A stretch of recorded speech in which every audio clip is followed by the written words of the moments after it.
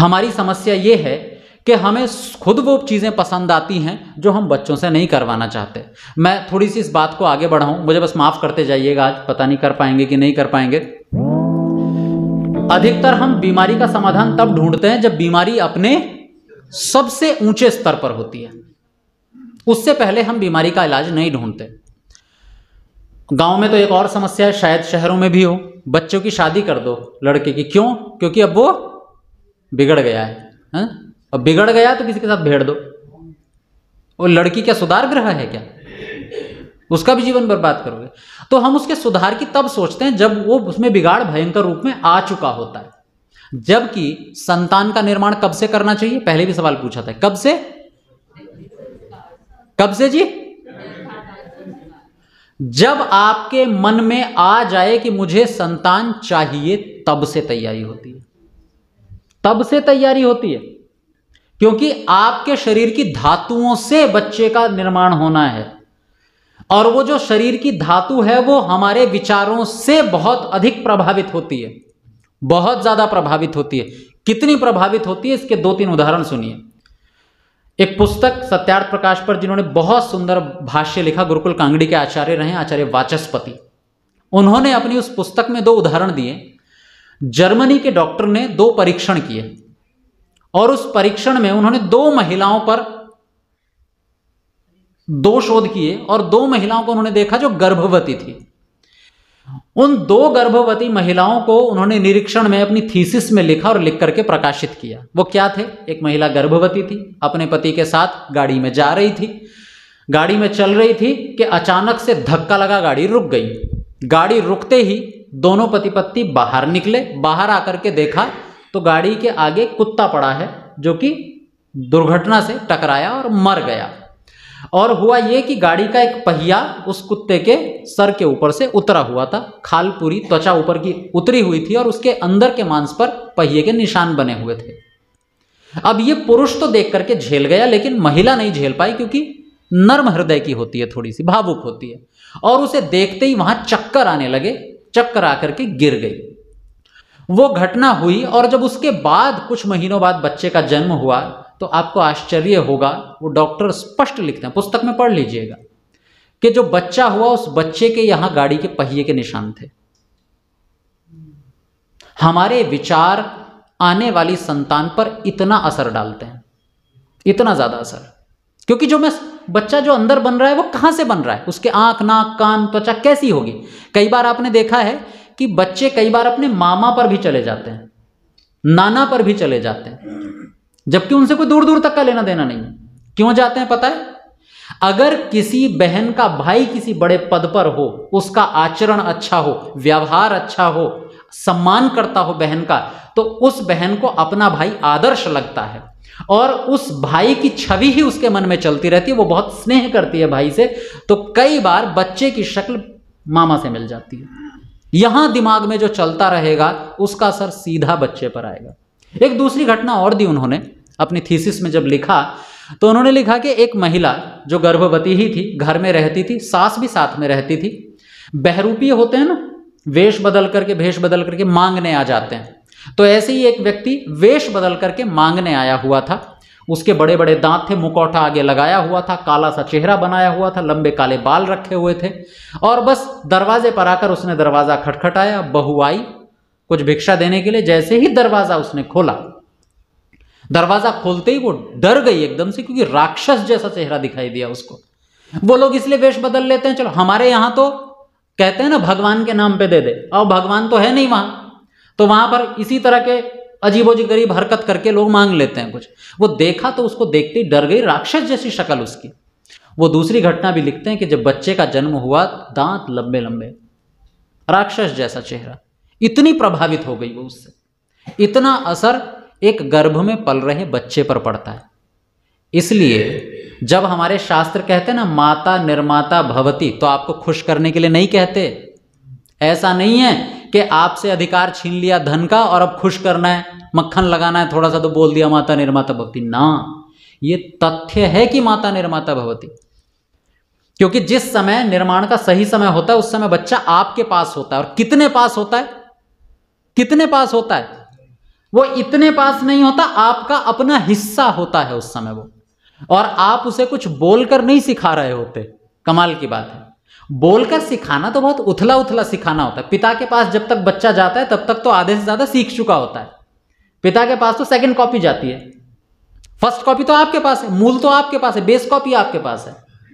तो जब वो आपके पास है तो आप कैसे सिखाते हैं? पिता सिखाता है कान में बोल करके। जब पहले जन्म होता है ना तो पिता कान में बोलता है, पिता बाहर से सिखाता है, गुरु भी बाहर से सिखाता है। लेकिन माँ कहाँ से सिखाती है? अंदर से सिखाती है। माँ बोलकर नहीं सिखाती, माँ करके सिखाती है, सोच कर सिखाती है। तो आप जैसा सोचेंगे, आप जैसी प्रवृत्ति रखेंगे, जैसे वातावरण में गर्भ के समय में आप रहेंगे, निश्चित संतान बिल्कुल वैसे ही गुणों वाली होगी। इसलिए आपकी जिम्मेदारी ज्यादा है। इसीलिए तो आपको कमाई जैसी चीज पर नहीं लगाया गया। चलो एक उदाहरण दे देता हूं आप लोगों को। हमारे यहां आश्रम व्यवस्था में एक ब्राह्मण होता है, क्षत्रिय होता है, वैश्य होता है, शूद्र होता है। सबसे ऊंचा स्थान किसका? ब्राह्मणों का। ब्राह्मण क्या काम करता है जी? यही तो सिखाया है, पूजा पाठ। हाँ, पूजा पाठ ही करता है वैसे, भगवान की पूजा उपासना है ना। ब्राह्मण करता है पढ़ाने का काम। क्या करता है? हाँ, ये जितने भी वैज्ञानिक लगे हुए हैं ना, जिन्होंने चंद्रयान भेजा है चांद पे, वो सब ब्राह्मण है। उन्हीं को ब्राह्मण कहते हैं। क्यों जी? सबसे ऊंचा स्थान किसका? ब्राह्मणों का। अच्छा, उसे उससे नीचा स्थान किसका? और नीचे कौन? सबसे नीचे जो पढ़ ही नहीं पाए। ठीक है, अब आप एक बात बताइए, ब्राह्मणों का क्या काम होता है? 7 तो दे दीजिए कम से कम। ब्राह्मण का काम एक मनुष्य का निर्माण करना, यह ब्राह्मण का काम होता है। क्षत्रिय का क्या काम होता है? सुरक्षा करना। वैश्य का क्या काम होता है? पैसा कमा के लाना। अब जरा सोचिए, अगर गृहस्थ में हमारे शास्त्रों ने एक नियम बनाया कि पति बाहर से पैसा कमा करके लाएगा और सुरक्षा करेगा, और पत्नी घर पर रह करके संतान का निर्माण करेगी, तो जरा मुझे ये वर्ण व्यवस्था में बताइए कि ब्राह्मण कौन, वैश्य कौन और क्षत्रिय कौन? ब्राह्मण की जिम्मेदारी किस पर? और क्षत्रिय और वैश्य की जिम्मेदारी किस पर? अरे ये बेचारे आपकी सुरक्षा के लिए लगे हुए हैं, मुख्य तो आप हैं। हालांकि मैं इस बात से भी इनकार नहीं करता कि बीच का समय ऐसा गया है जब थोड़े से गलत परंपराएं समाज में प्रचलित हुई, उससे भी मैं इनकार नहीं कर रहा, जिसमें अत्याचार जैसी, शोषण जैसी चीजें भी है। लेकिन तथ्यात्मक दृष्टि से आप ब्राह्मण का दायित्व लिए बैठी हैं। आप तय करेंगे अगली पीढ़ी कैसी होगी, अगला समाज कैसा होगा। और ये जो बेचारा डिपार्टमेंट बैठा है, इसका केवल 2 ही काम है, पैसा कमा करके लाना, आपके खाने पीने की व्यवस्था करना और आपकी सुरक्षा व्यवस्था करना। एक उदाहरण से समझा देता हूं। अभी मैंने कहा ना, चंद्रयान 2 जो भेजा है, तो वो वैज्ञानिकों ने लॉन्च किया है। बताओ उनके पास बहुत पैसा होता है क्या? बेचारे अपने पूरे जीवन भर की सैलरी में एक स्विफ्ट खरीद लें तो बड़ी बात है। ज्यादा से ज्यादा कितनी सैलरी होती होगी? 1 लाख, 1.5 लाख। उसमें से खर्च कितना हो जाता होगा? किराए पर रहते हैं, 50-60 हजार तो वैसे ही खर्च हो जाता होगा।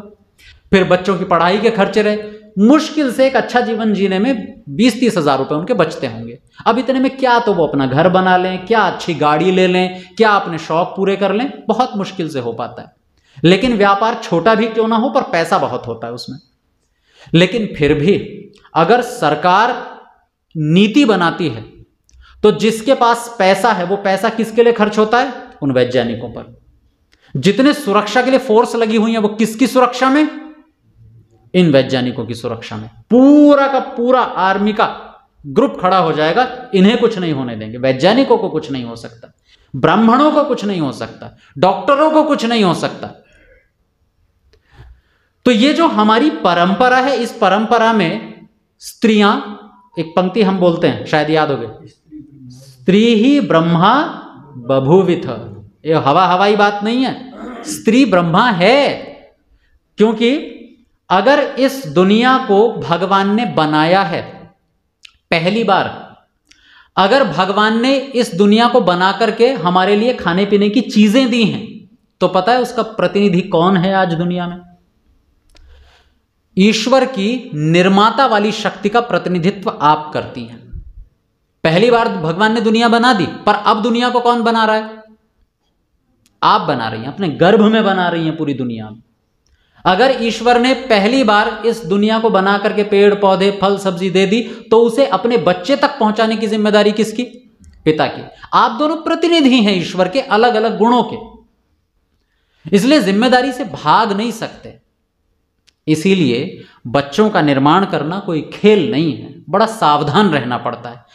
एक निवेदन तो मैं आपसे यही करूंगा कि थोड़ी देर के लिए सब चीज़ों को भूल करके, अब तक बच्चे क्या बोल रहे थे, अब तक बच्चे क्या कह रहे थे, इन सब को भूल भाल करके और एक बार सांस भर के ये तय करके उठ जाइए, अभी बल्कि जो उपस्थित हों, कि आज के बाद हम अपने माता पिता को माँ और पिता ही कहेंगे, केवल मदर्स डे पर माँ नहीं लिखेंगे, बड़ा बड़ा यहाँ गुदवा लेते हैं माँ, और घर में आके बोले मम्मी। ये फर्जीवाड़ा नहीं चलेगा बहुत दिनों तक। ये अंदर से मार देता है हमें, आत्मविश्वास गिरा देता है हमारा। जो बेबे कहता है, बीजी कहता है, चाय कहता है, देखिए वो आपकी परंपरा है, वो इसी के बिगड़े हुए शब्द हैं। जैसे एक शब्द होता है अंबा, संस्कृत का शब्द है, मां के भी बहुत सारे पर्यायवाची हैं, उस अंबा के बिगड़ करके बहुत सारे रूप बन गए हैं। मां भी उसी से बना है, अम्मा भी उसी से बना है।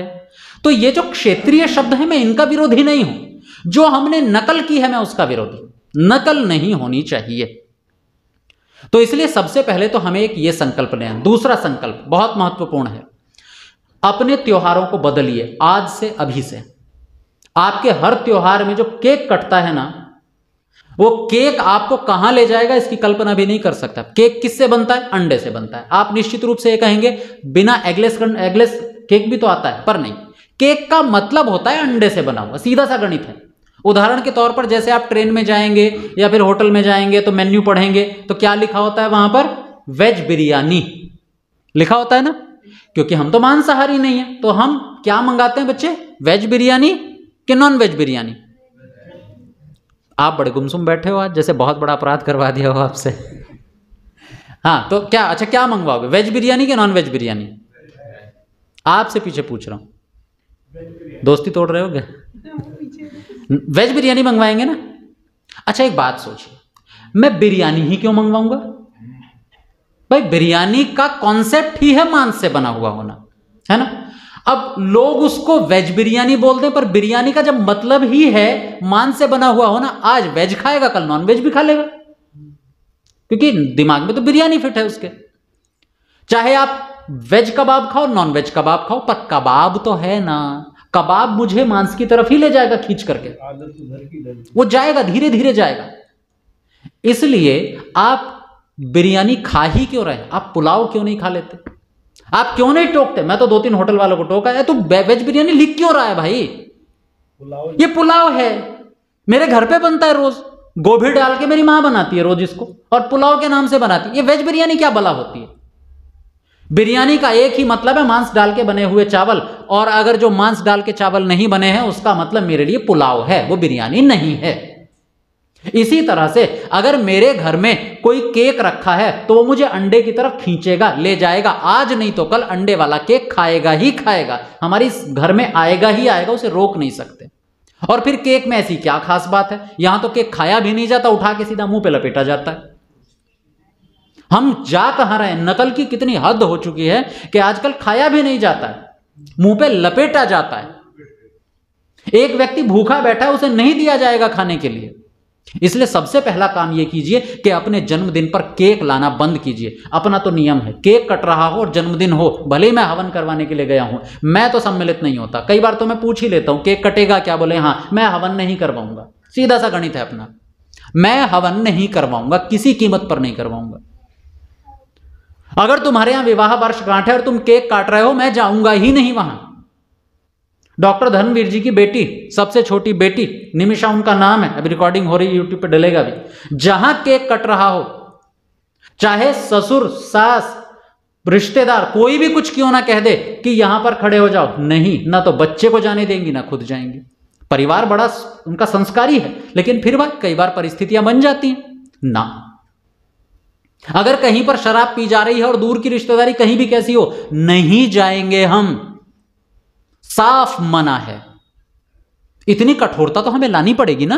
अगर हम इतनी भी कठोरता नहीं ला पाए तो फिर ये आर्य समाज ने जो लाखों रुपए का खर्चा करके आज जो भाषण रखवाया है ये व्यर्थ है, किसी काम का नहीं है, बेकार है सब। हमें सिखाना पड़ेगा और इसके लिए एक ही तरीका हो सकता है, और वो तरीका क्या है जिसकी मैं सुबह चर्चा कर रहा था, प्राप्ते तु षोडशे वर्षे पुत्रे मित्रवदाचरेत, दोस्त बन जाइए एक बार। इसलिए मेरा तो प्रयास रहता है, मेरी उम्र के जो रहते हैं मैं उनसे हमेशा ऐसे व्यवहार करता हूं जैसे मेरे मित्र हों। काहे का दायरा भाई, ठीक है मैं थोड़ा सा 2 फुट ऊपर बैठा हूं, कोई 2 फुट नीचे बैठा, इतना ही तो अंतर है, नीचे उतर के हम एक जैसे हैं। मैं उसे चलते फिरते भी तो सिखा सकता हूं।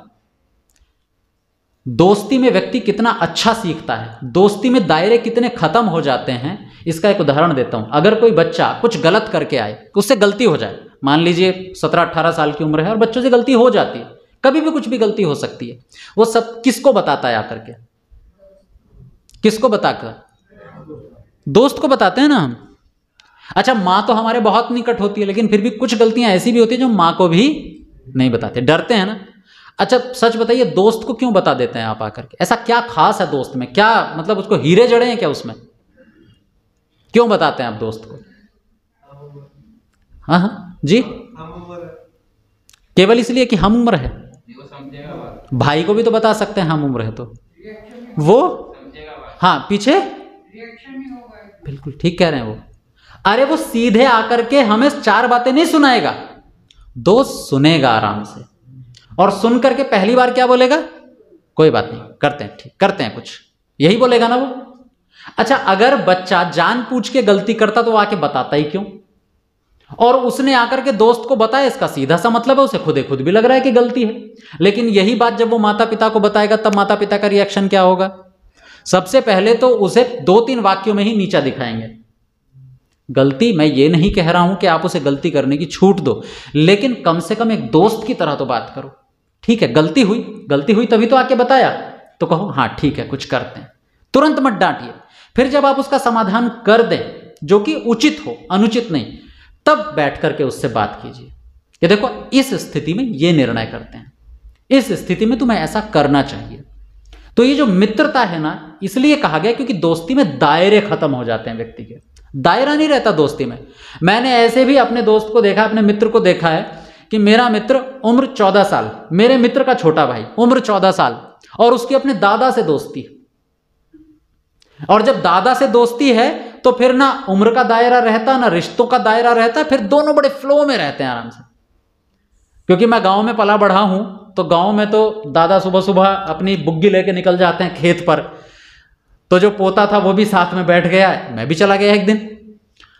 तो वहां दादा उधर से आराम से, गन्ने का खेत होता है ना, वो गन्ना काट रहे हैं, उसको छील रहे हैं, इधर पोता भी गन्ना काट रहा है और छील रहा है। और जब दोपहर का समय हो गया तो पोता कह रहा, दादा चलो दादी याद कर रही होगी, खाना बनाया होगा तुम्हारे लिए। मैंने कहा तुझे डर नहीं लगता अपने दादा से मजाक कर रहा है? अरे बोले काहे के दादा, दोस्त है मेरे। काहे के दादा, मेरे दोस्त हैं। दायरा बड़े छोटे में होता है, वो मेरा मित्र है, मैं कुछ भी बोल सकता हूं, और वो मित्रता देखी मैंने उनमें।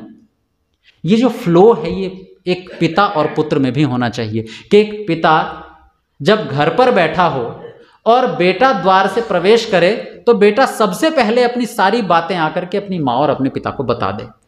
ऐसा व्यवहार माता पिता का बच्चे से तब होना चाहिए जब वो 16 साल से ऊपर का हो जाए। इसे मित्रता कहते हैं, और मित्रता के लिए हमारी संस्कृति में एक शब्द का प्रयोग होता है, क्या कहते हैं उसे? सखा। क्या कहते हैं? सखा। उस सखा को सखा कहते क्यों है? सखा को सखा इसलिए कहते हैं क्योंकि समान विचार हो जाते हैं जब दोनों के। 5 साल तक मां ने और उसके बाद पिता ने जो शिक्षा दी है ना, उस शिक्षा से वो बच्चा लेवल पर आ गया है, बराबर हो गया। मैंने अपने अंदर के विचारों को उतार दिया उसमें, अब हम दोस्त बन चुके हैं। तो ये मित्रता बच्चों से स्थापित कीजिए आप लोग। अगर ये स्थापित एक बार हो गई ना, तो आपको ये कहीं और से सुनने को नहीं मिलेगा कि जी ऐसी हरकत कर दी बच्चे ने, ये गलती कर दी ना। आपका बेटा ही पहले, बेटी ही पहले आपको आके बताएगी ये गलती मुझसे हो गई, अब आप संभाल लीजिएगा ज़रा, आगे से नहीं करेंगे पर अब हो गई सो हो गई। ये होती है संस्कारों को देने की सबसे अच्छी प्रक्रिया। पहली बात ये कि आज के इस भाषण में मेरा संस्कारों से ये बिल्कुल मतलब नहीं है कि बच्चों को हमें सम्मान करवाना है, वो तो बच्चे करेंगे। हमें कुछ बेसिक सी चीज़ें उनको सिखानी है, अपनी सांस्कृतिक चीज़ें बच्चों को सिखानी है, ताकि हम और हमारी संस्कृति सुरक्षित रहें। नहीं तो कन्वर्जन होने में देर नहीं लगेगी। बच्चे थोड़े दिनों में ईसाई बन जाएंगे, या फिर कम्युनिस्ट बन जाएंगे, या फिर मुस्लिम बन जाएंगे। ये 3 विकल्प के अतिरिक्त और कोई विकल्प हमारे पास नहीं है। वो फिल्म तो आपने देखी होगी ना, पिछले दिनों कौन सी आई थी वो, केरला फाइल्स। वो डायलॉग सबको याद हो गया, वो संवाद क्या था, वो जब लड़की कहती है अपने पिताजी से कि पिताजी गलती आपकी, आपने कभी बताया ही नहीं कि मेरा धर्म क्या था, मेरी संस्कृति क्या थी, कभी नहीं बताया आपने। ये मेरी गलती नहीं है, आपकी भी गलती है। सिखाते रहे दुनियादारी की बातें। मेरे राम के बारे में कभी मुझे नहीं बताया, मेरे कृष्ण के बारे में मुझे कभी नहीं बताया, मेरे दयानंद के बारे में मुझे कभी नहीं बताया, मेरे वेद के बारे में मुझे क ख ग याद नहीं है। गलती तो आपकी भी है। तो इसलिए ये पछताना बाद में ना पड़े, इस पछताने से बचने के लिए कि पता चले मेरे जो बेटा या बेटी है कोई और आके बताए कि अब तो इसने बपस्तिमा ले लिया है साहब, अब तो पानी में डुबकी लगवा करके ईसाई बन गया है। ये नाम वही है पर सरनेम बदल गया, जोसेफ हो गया है अब तो। ये आपको हरियाणा में तो बहुत हो रहा है ये, और अधिकतर नौजवान लोग ही हैं। और उसका केवल एक कारण है, जब आदमी को अपने घर का नहीं पता होता तो पड़ोसी के घर में ढूंढता है चीज़ों को। जब उसे अपने घर से समाधान नहीं मिलता तो पड़ोसी के घर में समाधान ढूंढता है वो। तो आप अपने घर में समाधान दीजिए, तो वो दूसरे के संप्रदाय में जाकर के, धर्म में जाकर क्यों समाधान ढूंढेगा? उसे अपने महापुरुषों पर गर्व होगा।